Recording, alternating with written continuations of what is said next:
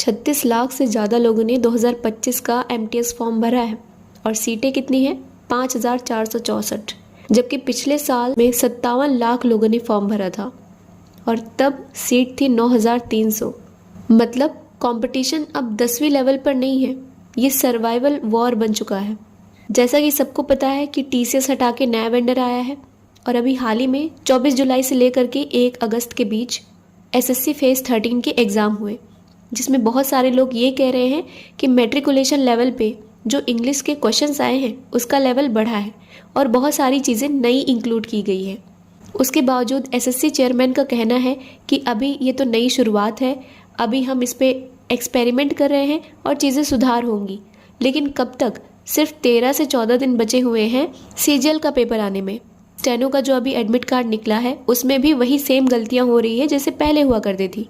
तो सुधार कब तक होंगे? प्रोटेस्ट इसी तरह चलता रहेगा और सुधार पता नहीं कब होगा। वैसे भी अभी हमारे पास टाइम कम है और जहाँ तक श्योरिटी है, जहाँ तक टीचर्स कह रहे हैं, कोई भी डेट पोस्टपोन नहीं की जाएगी, कोई भी एग्ज़ाम पोस्टपोन नहीं होंगे, एग्ज़ाम्स अपने टाइम पर ही होने वाले हैं। तो इस तरह हमारा बहुत कम समय बचा हुआ है। ये सब देखते हुए कई सारे सवाल मन में आते हैं कि कैसा रहेगा एग्ज़ाम का लेवल, क्या हमारा भी फेज़ 13 के जैसा ही होगा? क्योंकि बहुत सारे ऐसे क्वेश्चंस हैं जो कि सिलेबस में नहीं थे, उसके बाद भी पूछे गए थे। क्या इंग्लिश में जो क्वेश्चंस आ रहे हैं उसी तरह से एमटीएस में भी आएंगे?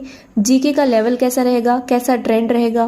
वोकैबुलरी की स्ट्रेटजी अब क्या रखें, क्योंकि ज़्यादा दिन रह नहीं गए हैं, हमारे पास टोटल 50 दिन ही है और उसमें भी अगर हम देखें तो 3 से 4 हज़ार वोकैबुलरी हमें याद करनी होती है।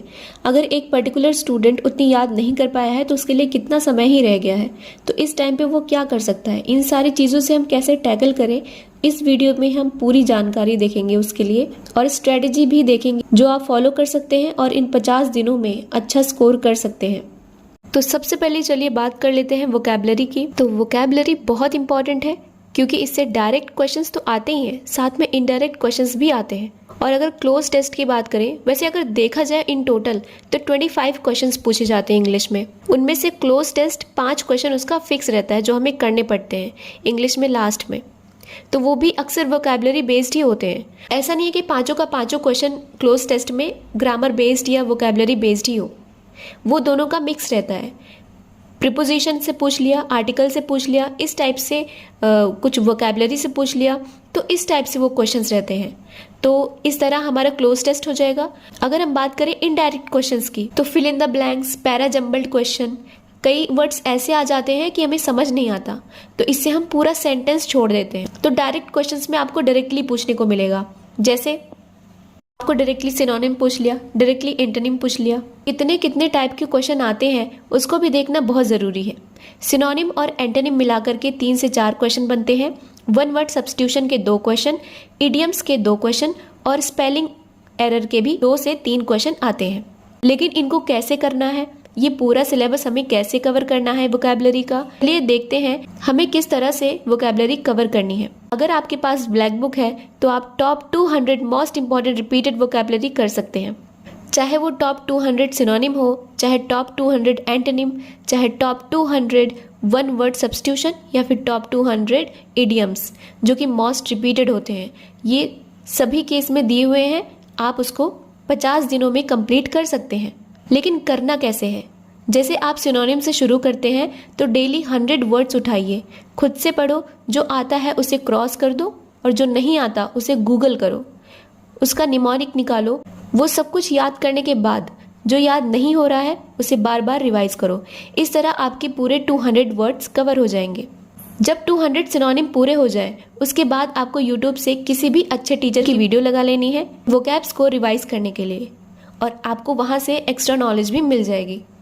बेस्ट तरीका है निमोनिक्स बना करके ही याद करना और फिर बार बार उसको रिपीट करके प्रैक्टिस करना, उसको बार बार रिवाइज करना, अपनी आवाज़ को रिकॉर्ड करके सुनना। रही बात इडियम्स की, तो आपको सिर्फ 200 मोस्ट रिपीटेड वाले ही करने हैं, इसके अलावा कुछ नहीं करना। वही ब्लैक बुक से उठाओ और ख़त्म करो, बस उतना ही करना है, ज़्यादा करने की ज़रूरत नहीं है। और उसके बाद वन वर्ड सब्स्टिट्यूशन की बारी आती है, वही तरीका अपनाओ। पहले 200 ब्लैक बुक से ख़त्म करो, उसके बाद वीडियो से देख लो किसी भी टीचर का। लेकिन ध्यान रहे, अगर आपने अच्छे से सिनोनिम्स कवर कर लिया है तो वन वर्ड सब्स्टिट्यूशन आपको बहुत हद तक आसान लगेगा, क्योंकि बहुत सारे तो रिपीटेड ही होते हैं। अब बात करते हैं एंटोनिम्स की। तो एंटोनिम्स आपको करने की बिल्कुल ज़रूरत नहीं है, तो आपका सिर्फ फ़ायदा ही फ़ायदा है अगर आपने सिनोनिम्स कवर कर लिया है। इसलिए सबसे ज़्यादा फोकस सिनोनिम्स पर ही करना है। अब जो इस बार फेज 13 में देखा गया है, जैसे नरेशन पूछ लिया, PQRS पूछ लिया, एक्टिव पैसिव वॉइस पूछ रहे हैं, MTS के सिलेबस में ये सारी चीज़ें नहीं हैं। उसके बावजूद क्या पूछी जा सकती हैं? हो सकता है, क्योंकि फेज 13 में कुछ लोगों ने कहा है कि पूछा गया है।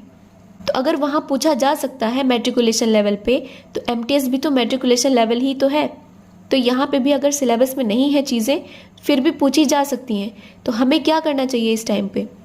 हमें इन सभी टॉपिक्स के ऊपर वन शॉट वीडियो देख लेनी है और इसका थोड़ा आइडिया ले लेना है। अब देखते हैं कि GS का लेवल कैसा रहा है। देखा जाए तो इकोनॉमिक्स का सिलेबस बहुत सारा है, लेकिन जो क्वेश्चंस पूछे गए हैं खास करके स्कीम्स पे, 2015 से लेकर के आपको 2025 तक की सारी स्कीम्स को याद कर लेना है। अगर सारी स्कीम्स करने बैठे तो पूरा 50 दिन भी कम पड़ जाएगा। तो ऐसा नहीं है कि आपको सारी की सारी ही करनी है। जो इम्पॉर्टेंट है, जो प्रीवियस ईयर क्वेश्चंस में आई हुई है, आपको सिर्फ उन्हीं को ही करना है, क्योंकि जो नया वेंडर है वो भी उसी को ही फॉलो कर रहा है। ऐसी कोई स्कीम नहीं पूछी है जो इसके बाहर हो। तो अगर आपने प्रीवियस ईयर क्वेश्चंस की स्कीम को कर लिया है तो दैट इज़ इनफ। और अगर आप उससे नहीं करना चाहते हैं, खुद से मेहनत नहीं करना चाहते हैं, तो फिर परमार सर के चैनल पे स्कीम्स का एक वन शॉट वीडियो अभी 2-3 दिन पहले ही अपलोड हुआ था, तो आप उसको फॉलो कर सकते हैं। बाकी अगर इकोनॉमिक्स की बात करें तो 5 ईयर प्लान बहुत इंपॉर्टेंट है, क्योंकि उससे हर बार क्वेश्चन पूछा जाता है। और मॉनेटरी पॉलिसी, बैंकिंग, इन सब के जो कीवर्ड्स हैं उससे रिलेटेड क्वेश्चंस आते हैं। नेक्स्ट अगर बात करें आर्ट एंड कल्चर की, तो इसका बहुत सारा पोर्शन है और इसका वेटेज सबसे ज़्यादा है GS में। इसको आप DK अग्रवाल सर के SGK प्लेलिस्ट से कर सकते हैं। नेक्स्ट अगर बात करें स्पोर्ट्स की, तो स्पोर्ट्स में बहुत सारी चीज़ें पूछी जाती हैं। Olympics, Asian games, Khelo India, national Olympics, important trophies and cups और मिसलेनियस। ये बाकी सारे जो स्पोर्ट्स हैं वो कब बने थे, किस संस्था द्वारा चलाए जा रहे हैं, इंडिया में नेशनल ओलंपिक्स का नाम, नेशनल ओलंपिक्स कब से पड़ा है, इसका नाम पहले क्या था, कितना गोल्ड मेडल इंडिया जीत चुका है ओलंपिक्स में। इस तरह के क्वेश्चंस इससे बनते हैं। बाकी जो बचा है साइंस में कॉन्सेप्चुअल MCQs आ रहे हैं, जैसे कि असर्शन और रीजन बेस्ड क्वेश्चन आ रहे हैं। अगर आपको कॉन्सेप्चुअल क्लैरिटी है तो उसके बाद ही आप उसको टिक कर सकते हैं। वहीं अगर पॉलिटी में देखें तो वहाँ पे आर्टिकल्स डायरेक्टली पूछे जा रहे हैं, तो अगर आपके आर्टिकल्स रेडी हैं तो आप उसको अच्छे से कर सकते हैं। अगर आप बात करें मॉडर्न हिस्ट्री की, तो मॉडर्न हिस्ट्री में बहुत सारे एक्ट्स हैं, जो इंपॉर्टेंट एक्ट्स हैं वो पूछे जा रहे हैं। Regulating act, Pitt's India act, charter act, government of India act, Indian councils act, ये सारे जो इम्पॉर्टेंट एक्ट्स हैं वो पूछे गए थे, जिनमें से गवर्नमेंट ऑफ इंडिया एक्ट बहुत इंपॉर्टेंट है और ये कई बार इसका क्वेश्चन बन चुका है। ये जो एनालिसिस है वो फेज 13 के मैट्रिकुलेशन लेवल के हिसाब से की गई है। हो सकता है यही सारी चीज़ें MTS में भी रिपीट हो। तो अगर आप सोच रहे हैं कि पुराना पैटर्न काम आएगा, तो एक बार रियलिटी चेक ज़रूर कर लें, क्योंकि नया वेंडर आया है, पैटर्न में थोड़ा सा बदलाव तो हुआ ही है। और अगर हमारे पास सिर्फ 50 दिन ही है तो आपको स्ट्रेटजी चेंज करनी होगी। वैसे कई और भी वीडियोस पे काम चल रहा है, जैसे कि SSC फेज 13 में जो जितने भी क्वेश्चंस पूछे गए हैं वो उन सभी क्वेश्चंस का कंपाइलेशन होगी, जिसमें अलग अलग कैटेगरी वाइज सब्जेक्ट को बांट करके क्वेश्चंस को सॉल्व करेंगे। इस तरह हमारा MTS के लिए रिवीजन भी हो जाएगा। तो जुड़े रहिए हमारे चैनल के साथ, सब्सक्राइब कर लीजिएगा। धन्यवाद।